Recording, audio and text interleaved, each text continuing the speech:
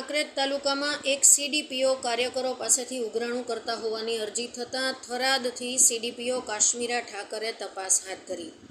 પ્રાપ્ત વિગતો અનુસાર બનાસકાંઠા જિલ્લામાં ચાલતી આંગણવાડી કેન્દ્રો પર લાલિયાવાડી બાબતે ઘણી વખત ચર્ચાઓ ચાલી રહી હતી, જેમાં હવે કાંકરેજ તાલુકાના એક સીડીપીઓ મેડમ દ્વારા આંગણવાડી કાર્યકરો પાસેથી દર મહિને ઉઘરાણું કરવામાં આવતું હોવાની લેખિત રજૂઆત કરવામાં આવતા ભારે ફફડાટ ફેલાયો છે।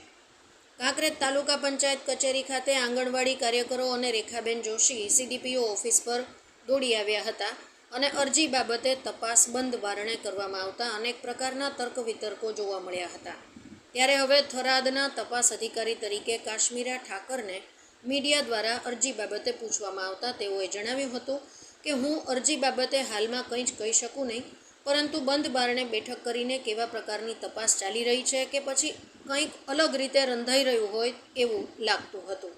કાંકરેજ શિહોરી અહેવાલ ઓમપુરી ગોસ્વામી, બનાસકાંઠા સાથે ઇન્દ્રસિંહ વાઘેલા, ઉત્તર ગુજરાત।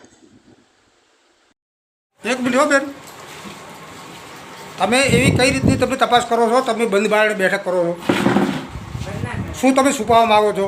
કોઈ કશું છુપાવવા માંગતું નથી। તમે બધા અંદર ધસી આવો, તમારા બધાની હાજરીમાં તપાસ થાય નહીં। સર કલેક્ટર સાહેબ એમને મીટિંગ નહીં કરતા બંધ બારણે। તમે એ તમારી પોસ્ટ તમારી કઈ પોસ્ટ તમારી મીટિંગ નહીં, તમે તપાસની વાત તમે ક્યાં ના પડી? મીડિયા છે ને, અને ઓફિસ નું કામ છે, આપણને ક્યાં ના પડી? તમે મીડિયા બંધ બારણે તમે તપાસ કરો છો। તપાસની વાત છે, બંધ બારણાની વાત નથી, તપાસની તો બંધ બારણે વાત છે, બંધ કરવા બારણે કઈ બોલાવો છો। કઈ બાબતમાં આપ તપાસ કરી રહ્યા છો અને હકીકત શું છે? પછી કહીએ।